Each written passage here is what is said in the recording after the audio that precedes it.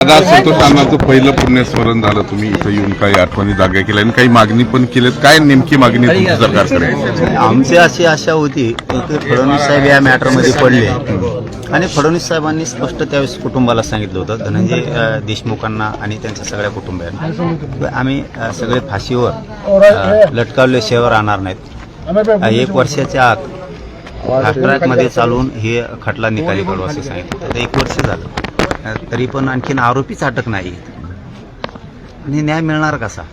त्यामुळं आणखीन तरी फडणवीस साहेबाच्या हातातली वेळ गेलेली नाही. कारण अजित पवारांकडून तर आता आशेचे दारं बंद झालेले जवळपास. कारण जो गुंड माणूस आहे त्याला सांभाळलं जातं. ज्यांनी महादेव मुंडेंचे पण खून केले, संतोष भाईचा पण खून केला, असे हजार मी म्हणतो शेकडो असतील 307 पासूनचे अमोलरापासूनचे. अशा व्यक्तीला जर अजितदादा सांभाळतोय आणि चांगल्या पक्षाला त्यांच्या राष्ट्रवादीला डाग लागून घ्यायला लागला, एक माणूस सांभाळतो, नाही मिळणार कसं?